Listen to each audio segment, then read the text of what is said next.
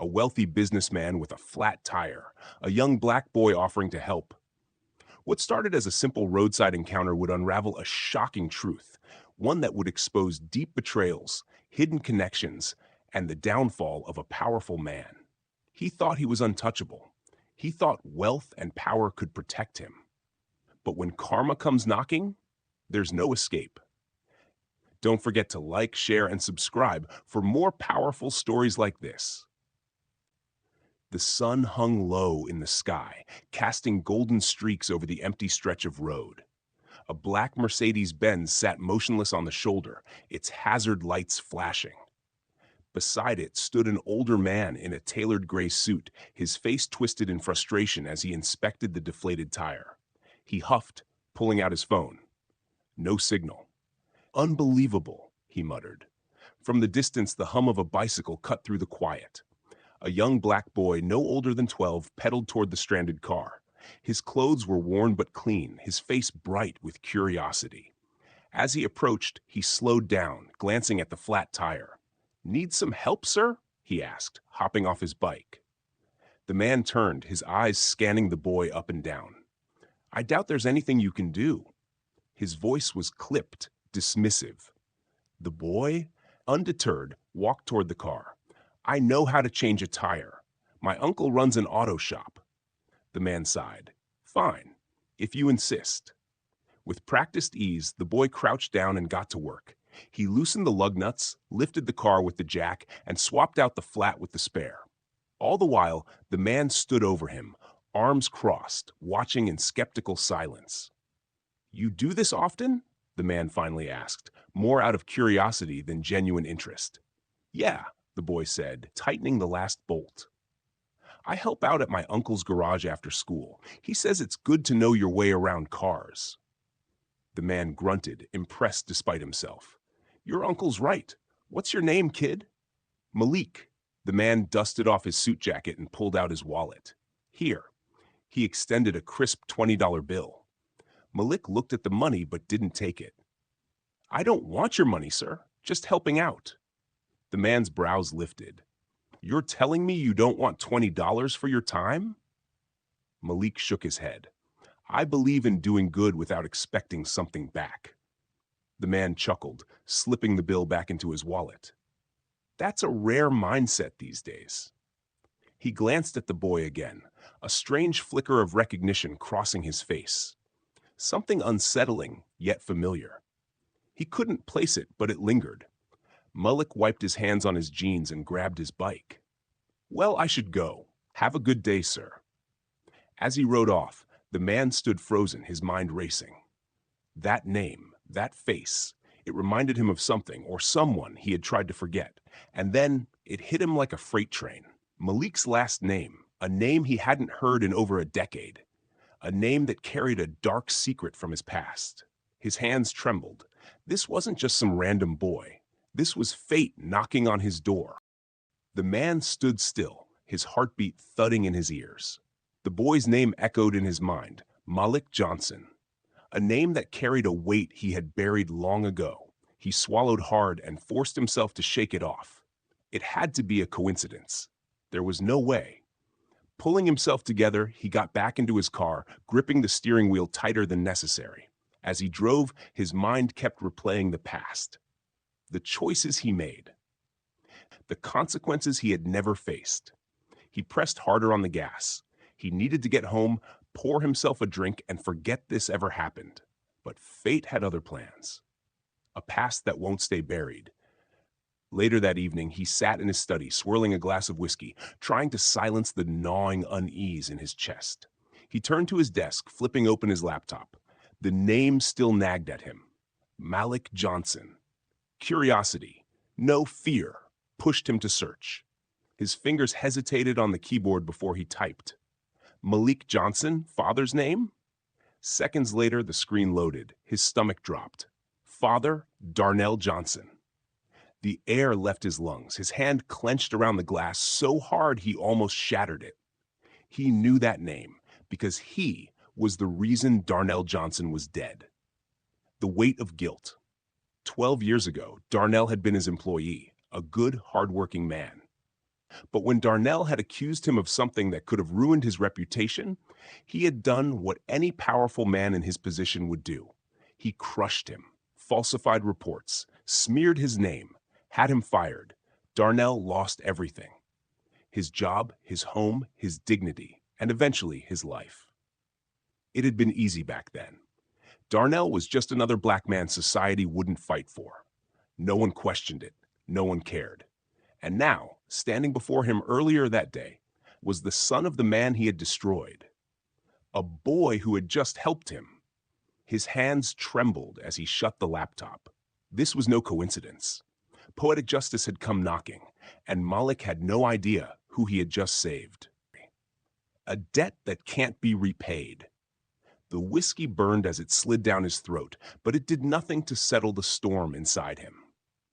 Russell Carter, billionaire investor, philanthropist, and kingmaker in the corporate world, had built his empire on calculated decisions. He had made enemies. He had crushed competition. And on one occasion, he had destroyed a man's life to protect his own. But Darnell Johnson wasn't just a name from the past. He was the ghost clawing at Russell's conscience, forcing him to stare into a mirror he had spent years avoiding. And now, fate had placed that man's son directly in front of him. The boy doesn't know. That thought echoed in his mind, offering temporary relief. Malik had no idea who he was. No idea that the man whose tire he had changed was responsible for his father's downfall. Russell could let this go. Pretend nothing had happened. He owed Malik nothing. And yet, he couldn't stop seeing the boy's face. The way Malik had refused his money. The quiet dignity in his eyes. Russell had spent decades in boardrooms full of ruthless men, but none of them had carried themselves with the integrity that this 12-year-old had.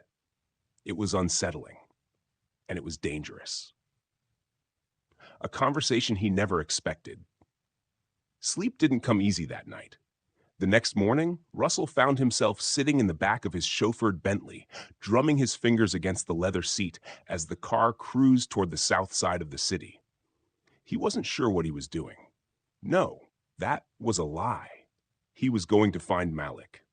His assistant had easily pulled up the information: an address, a school, even a contact number for Malik's uncle.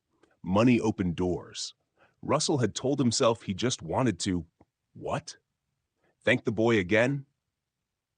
Maybe donate some money to his family out of guilt? But deep down, he knew the truth. This wasn't about charity. It was about penance. The car pulled up outside a modest two-bedroom home in a neighborhood that had seen better days. Kids played in the street, and an old man sat on his porch watching the world pass by. Russell adjusted his suit jacket before stepping out. He felt out of place immediately. Too polished, too wealthy, too much like a man who didn't belong. He knocked on the door. A few moments later, it creaked open, revealing a broad-shouldered black man in his late 30s, his eyes narrowing at the sight of Russell. "Can I help you?" Russell cleared his throat. "I'm looking for Malik Johnson."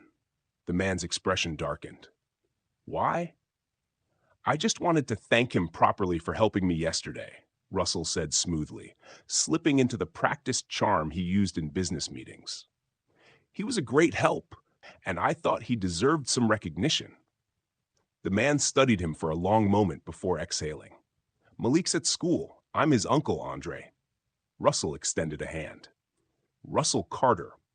Andre didn't take it. Russell dropped his hand, forcing a tight smile. "Malik mentioned you run an auto shop." Andre crossed his arms. "Yeah, and?" "I wanted to make a donation, help out, maybe fund some new equipment." Andre's expression didn't change. "Why would a rich man like you care about our little shop?" Russell hesitated. He could lie. Say he admired their work. Pretend this was just an act of goodwill. But something about Andre's sharp gaze made him reconsider. "I knew Malik's father," Russell admitted. Andre's entire posture changed. His jaw tightened, and something cold settled in his eyes. "You knew Darnell?" Russell nodded. "A long time ago." Andre didn't blink. "And you expect me to believe you're here out of kindness?" Russell swallowed. "I?" The door shut in his face. Ghosts don't stay buried. Russell exhaled sharply, feeling the weight of rejection in a way he wasn't used to. This was a mistake. He turned to leave when he heard a voice behind him. "You knew my dad?" Russell turned. Malik stood a few feet away, backpack slung over one shoulder, his eyes filled with cautious curiosity. Russell hesitated. Here was the moment. He could lie, pretend he and Darnell were old friends, or he could walk away and let this boy keep his innocence. But Malik was already stepping closer. What was he like? Russell forced a smile. He was a good man. Malik studied him. Did you work with him? Yes. The boy's face lit up. That's so cool. My uncle doesn't talk about him much. What did he do? Russell felt his throat tighten. He had destroyed this boy's father, and now his son was looking at him with admiration. He couldn't do this. He couldn't be this close to the truth and not tell it. Maybe we can talk more sometime, Russell said, his voice quieter than usual. Malik nodded, then gave him a small, hopeful smile before heading inside. Russell watched him go, his gut twisting. He had come here thinking he could throw money at his guilt and walk away clean. But fate wasn't going to let him off that easy, because for the first time in his life, Russell Carter had to face the truth. He owed more than money, and Malik Johnson deserved to know exactly who he was. The truth will set you free or destroy you. Russell sat in his office, staring at the city skyline, the weight of his past pressing down on him like never before. He had always prided himself on control of his business, his reputation, his destiny. But now, for the first time in years, he felt powerless. Malik had looked at him with curiosity, admiration even. The boy had no idea that the man he had helped, the man who stood before him today, was the same one who had shattered his father's life. Russell clenched his jaw. He should let this go. He should return to his comfortable life and pretend this was just a chance encounter, nothing more. But Malik's eyes haunted him, and Andre's suspicion wasn't just suspicion, it was justified. Russell wasn't a good man. He had spent his life making ruthless decisions, thinking himself untouchable. But this was different. This wasn't a hostile takeover or a cutthroat deal. This was a boy's life, a family's pain. And for once in his life, Russell felt something he had spent years suppressing: regret. A past that refuses to stay buried. His phone rang, snapping him from his thoughts. He answered without looking. "Carter," he said, his voice sharp. A familiar voice greeted him. "I don't know what game you're playing, but you need to stay away from my nephew." Russell exhaled. "Andre?" "I mean it," Andre said, his voice tight with barely restrained anger. "Malik doesn't need you filling his head with stories. He's been through enough." Russell ran a hand over his face. I know who you are, Carter." The words sent a jolt through him. Andre continued. "I looked you up after you left, and then I remembered. My brother used to work for you." Silence, cold, heavy. Russell closed his eyes. "Andre, you destroyed him," Andre said, his voice thick with restrained rage. "You tore down a man who was just trying to do right. And now you want to show up here like some ghost from the past, pretending to care?" Russell's throat tightened. "I didn't pretend," he said quietly. "I do care." Andre let out a bitter laugh. "You cared when you smeared his name? When you made sure he could never work again? When you left him with nothing?" Russell didn't respond. There was nothing he could say that would erase what he had done. "Stay away from Malik," Andre warned. "He doesn't need to know you exist." Then the line went dead. Russell set his phone down, his hands shaking slightly. Andre was right. But it didn't change what Russell knew in his gut. He couldn't walk away. Not this time. An unexpected visit. The next day, Russell stood outside Andre's auto shop, his presence drawing stares from workers and customers alike. A billionaire in a tailored suit didn't exactly blend in here. Andre stepped out from the garage, wiping oil from his hands, his expression darkening the moment he saw Russell. "I thought I made myself clear," Andre said, his voice low. Russell held up a hand. "I'm not here to cause trouble." "Then why are you here?" Russell hesitated before speaking. Because I owe Malik the truth, Andre scoffed. The truth?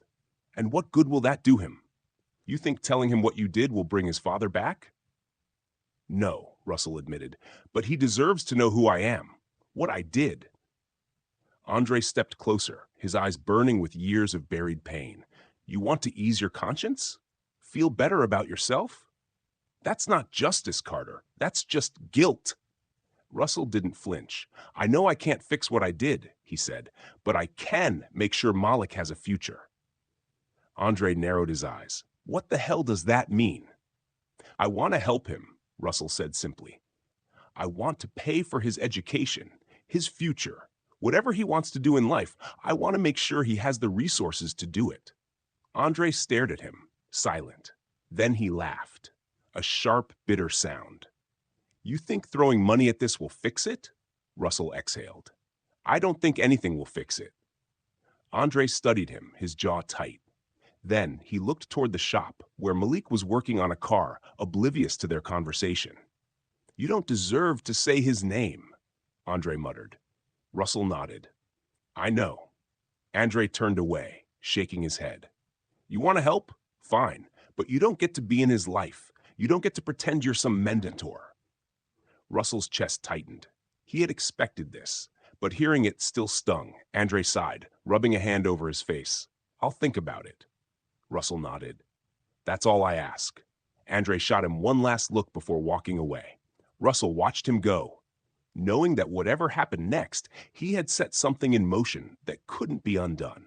He wasn't sure if this was redemption, but it was the first time he had ever tried to make things right. And maybe, just maybe, that was enough. Days passed, but Russell heard nothing. No call, no email, nothing from Andre. He told himself to let it go. He had extended an offer. That was enough. It was more than he had ever done for anyone before. And yet, he found himself distracted. During meetings, during lunches with potential investors, his mind drifted. Malik's face, Andre's warning, the weight of a decision he couldn't take back. Then, one evening, just as he was pouring himself a drink, his phone buzzed. A message. Come to the shop tomorrow, 4 p.m. Russell exhaled, setting the glass down. Whatever happened next, he was ready, or so he thought. Meeting Malik again. Russell arrived at the shop at exactly 4 p.m. The place was busy, workers moving between cars, customers chatting. Andre stood near the entrance, arms crossed. Malik was beside him, wiping his hands on a rag. His eyes lit up when he saw Russell. Hey, Mr. Carter, Malik grinned. Did your car break down again? Russell chuckled despite himself. Not today. Malik nodded, then glanced at Andre, who gave him a subtle nod. The boy's expression turned curious. Uncle said you wanted to talk to me, Malik said. Russell inhaled deeply. Here it was, the moment he couldn't run from. He crouched slightly to meet Malik's gaze. I wanted to talk to you about your father, Russell said carefully. Malik's expression changed, eager, but also wary. You did know him, didn't you? Russell nodded slowly. I worked with him, he admitted, a long time ago. Malik's smile widened. That's so cool. What was he like? Russell hesitated. The truth lay on his tongue, heavy and bitter. Andre was watching, arms still crossed, waiting for him to mess this up. Russell sighed. Your father was a good man, he said truthfully. He worked hard, he was kind, he believed in doing the right thing, even when it was hard. Malik's chest swelled with pride. Yeah, Uncle always says my dad never backed down from what was right. Russell swallowed the lump in his throat. No, he hadn't, and Russell had punished him for it. Malik frowned slightly. But if you worked with him, how come I've never heard about you? Russell's heart pounded. Andre cut in smoothly. Because your dad and Mr. Carter weren't exactly friends, kid. Malik's head tilted. Oh. Silence hung between them. Then, Malik's eyes lit up again. Wait, did you come here to tell me stories about my dad? Russell hesitated. Something like that. Andre shot him a warning glance. Malik grinned. I'd love that. Nobody really talks about him much. Russell felt a sharp pang in his chest. He had taken so much from this boy, his father's name, his security. And yet, Malik still smiled at him like he was someone worth knowing. He didn't deserve that, but maybe he could do something to make sure Malik had the future his father had wanted for him. A difficult decision. Russell stood with Andre after Malik went back to work on a car. The older man exhaled. "You handled that better than I expected." Russell smirked. "Was that a compliment?" Andre snorted. "Don't push it." Then his expression turned serious. "You really plan on helping him?" Russell nodded. "Yes." Andre studied him. "Fine. But here's the deal. You don't get to buy your way out of this. No writing a check and disappearing." Russell frowned. "What do you mean?" "I mean," Andre said, "if you really want to help Malik, you stick around. You teach him things. Not about business, about life, about the things his father would have taught him." Russell felt his stomach twist. Stay? Involved in Malik's life? That wasn't what he had planned. He thought he could make an offer, write a few checks, and leave knowing he had done something to make up for the past. But Andre was asking for something different, something real, something he wasn't sure he could give. And yet, Malik deserved more than money. Russell took a slow breath. "All right," he said, "I'll do it." Andre's eyes narrowed. "You sure about that, rich man?" Russell met his gaze. "Yeah, I am." Andre smirked. "Then let's see if you can keep up." The first step toward redemption. Russell left the shop that evening feeling something he hadn't in years. It wasn't guilt. It wasn't regret. It was something lighter, something that felt dangerously close to hope. For the first time in his life, Russell Carter wasn't just fixing a problem with money. He was showing up. And maybe, just maybe, that would be enough to change everything. Wait for my instructions before writing another part. Russell had built empires, crushed rivals, and outmaneuvered men who had spent decades in the business world. But none of that prepared him for the challenge of mentoring a 14-year-old boy. Malik was smart, almost too smart. He asked questions Russell wasn't ready for. He had an energy that never seemed to fade. And most frustrating of all, he had a way of making Russell feel like a fraud just by looking at him with those eager, trusting eyes. It had been 3 weeks since Andre's ultimatum, and Russell had kept his word.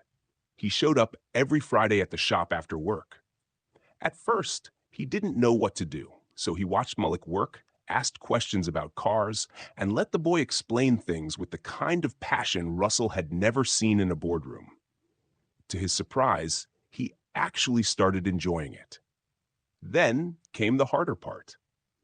"Mr. Carter," Malik said one evening as they sat on a bench outside the shop, wiping grease from their hands. "Yeah? You said you worked with my dad." Russell tensed. Malik turned to him, eyes bright with curiosity. "What happened to him?" Russell's mouth went dry. This was the moment he had dreaded. He could lie. He could soften the truth. But he owed the boy more than that. He took a deep breath. "Your dad stood up to someone powerful," Russell said carefully. "Someone who didn't like being challenged. And because of that, he lost everything." Malik frowned. "That's not fair." "No," Russell agreed. "It wasn't." Malik stared at the ground, his fingers tightening around the rag in his hands. "I wish I could have known him." Russell swallowed hard. "Me too." Silence stretched between them. Then Malik spoke again, his voice softer this time. "Do you think he'd be proud of me?" Russell looked at him, really looked at him. The boy had his father's fire, his determination. And for the first time, Russell let himself believe that maybe, just maybe, he could help make things right. "I think," he said slowly, "he'd be proud beyond words." Malik's smile was small but real. And for the first time since this all began, Russell felt something shift inside him. Maybe redemption wasn't just a word. Maybe it was a choice. And maybe, just maybe, he was finally making the right one. A ghost from the past. Russell never considered himself a sentimental man. His life had been built on calculations, on deals that left no room for emotion. And yet, as the weeks passed, something inside him began to change. At first, he told himself he was only keeping a promise, to Andre, to himself, to a ghost that wouldn't let him sleep at night. But as he watched Malik grow more comfortable around him, as he listened to the boy's dreams, aspirations, and frustrations, he knew the truth. He cared. He cared in a way he hadn't in years. And that terrified him. It wasn't just about making things right anymore. It wasn't about repaying an old debt. It was about Malik. The boy deserved more than a mentor who was still haunted by his past. He deserved someone who could help him move forward. But could Russell be that person?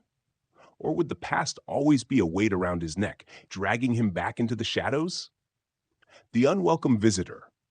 It was a Tuesday afternoon when the past finally caught up with him. Russell was in his office, going over quarterly reports, when his assistant buzzed in. "Sir, there's a man here to see you." "He says it's urgent," Russell frowned. "Does he have an appointment?" "No, but I think you'll want to see him." There was something in her voice. Hesitation, uncertainty. Russell sighed.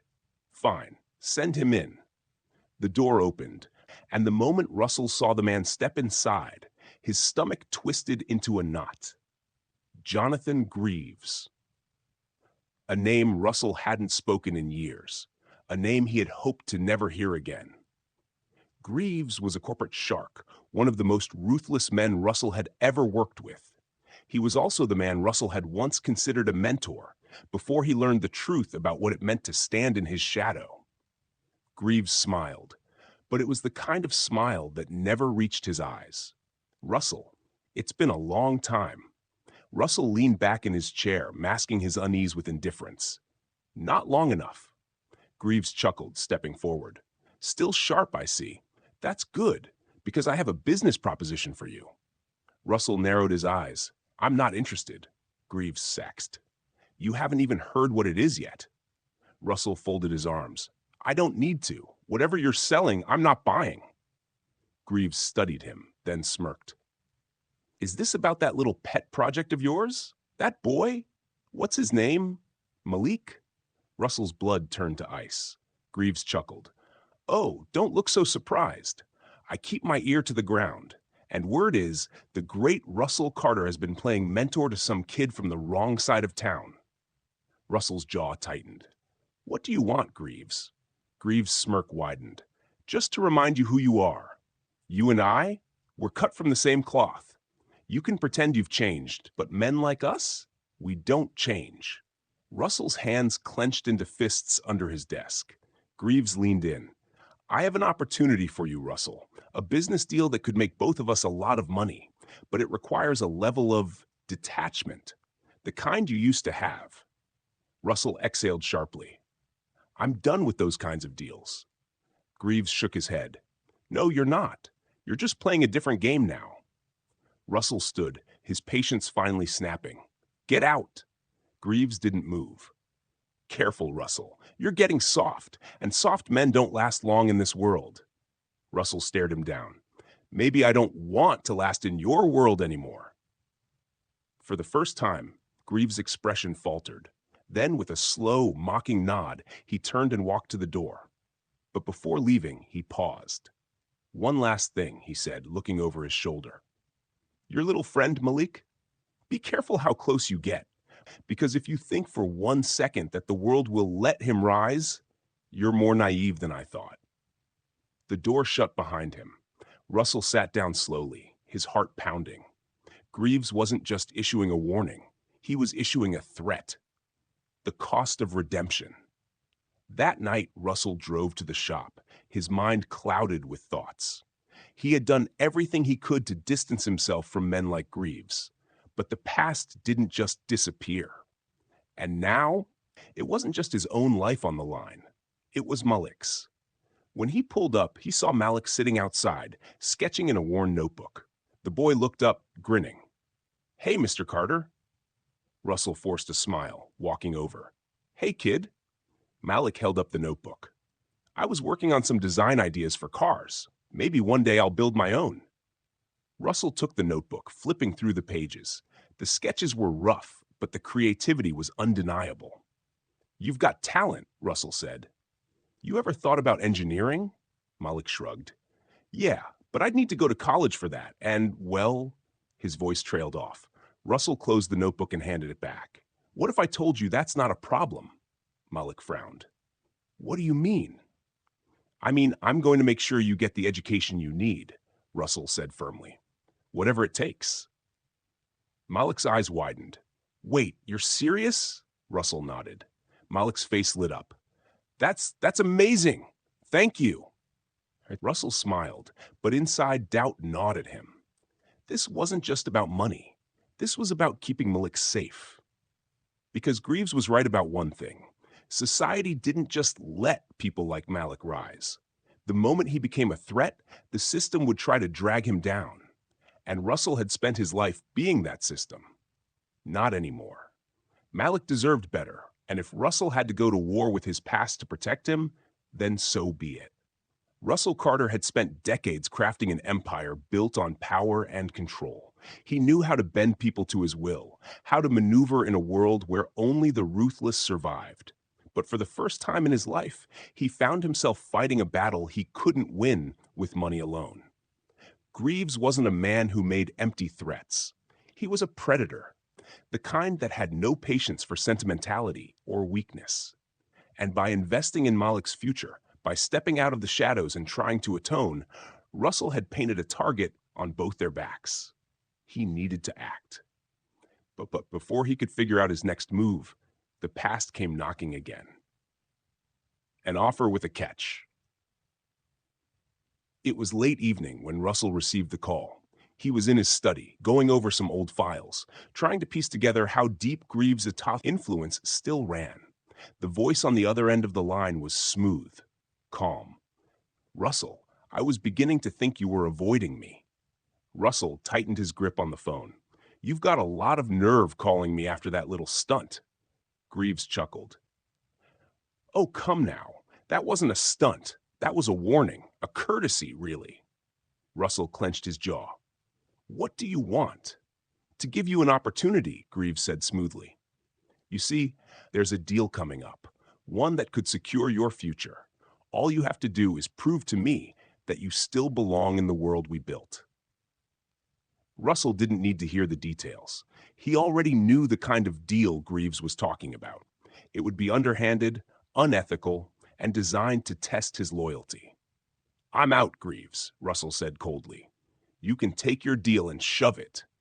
There was silence on the other end. Then Greaves sighed. You disappoint me, Russell. You always were one of the sharpest players in the game. But lately, you've gone soft, and soft men make dangerous choices.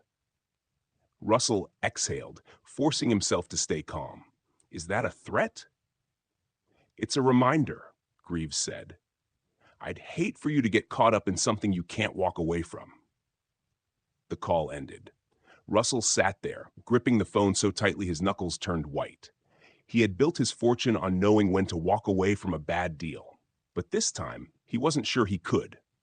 The fire that won't die. The next morning, Russell drove to the shop, his mind racing. He needed to tell Andre. They had to come up with a plan to keep Malik safe, but when he arrived, he found Malik alone, sitting on the hood of an old car, sketchbook in hand. The boy grinned when he saw him. Hey, Mr. Carter. Russell forced a smile. Hey, kid.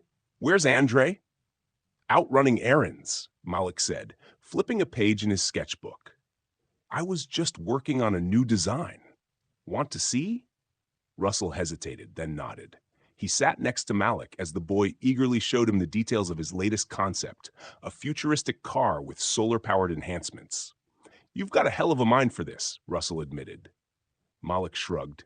It's just a dream. Russell shook his head. Dreams don't mean much unless you chase them. You serious about this? Malik nodded. Yeah, I want to build something real one day. Russell exhaled. Then I'm going to help you. Malik blinked in surprise. You already are. Russell smiled faintly. Not enough. You deserve more. Malik hesitated, then closed his sketchbook. Can I ask you something? Go ahead. The boy looked at him, eyes serious. You said my dad stood up to someone powerful. Was it you? Russell froze. The words hit him like a gut punch. Malik's gaze didn't waver. I'm not stupid, Mr. Carter. Every time you talk about him, you look guilty. Russell swallowed hard. It's complicated. Malik exhaled. It always is. Silence stretched between them. Finally, Russell spoke. I made mistakes, Malik. Mistakes I can't undo. But I swear to you, I'm trying to make things right. Malik studied him for a long moment. Then, to Russell's surprise, he nodded. Okay, just like that. No anger, no resentment, just acceptance. Russell wasn't sure if that made it better or worse. The reckoning.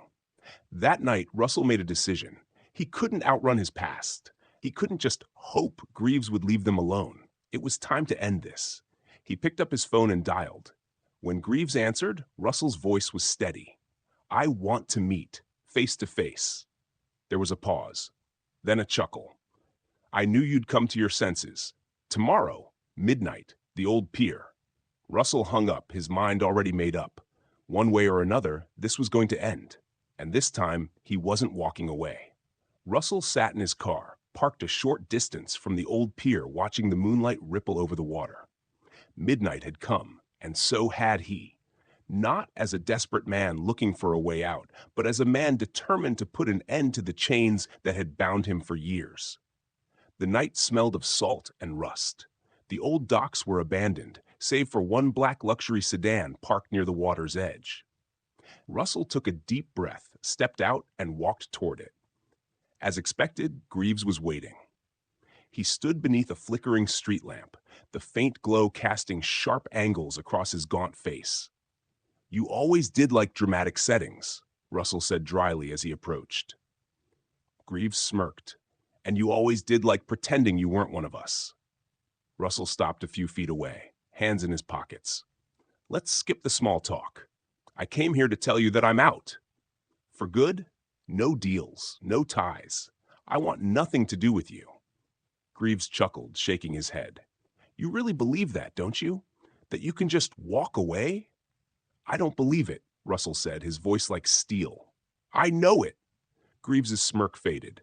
You think these past few months mean anything? A couple of charity cases don't erase the years of blood on your hands. Russell didn't flinch. Maybe not, but I get to decide what I do now, and I choose to be done with all of this. Greaves sighed. You always were stubborn. He took a slow step forward. Let me explain something to you, old friend. You're not done. You're never done. The world you built with me, it owns you. Just like it owned your little friend's father. Russell's hands clenched into fists. That's where you're wrong. Greaves tilted his head. Is that so? Russell nodded. Because this time, I'm not going to let you win. Greaves clicked his tongue. Tsk, tsk. You should have taken my offer, Russell. Suddenly, headlights flared behind him. 2 SUVs rumbled onto the pier, their doors swinging open. 3 men stepped out, dressed in dark suits. They weren't bodyguards. They were enforcers. Russell had expected this. You don't scare me, Greaves, Russell said calmly. Greaves sighed. It's not about fear, Russell. It's about respect. And you just proved that you don't have any left for me.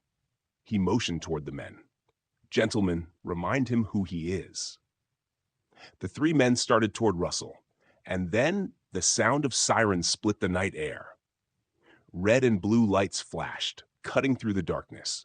Greaves froze. The enforcers hesitated. Russell smirked.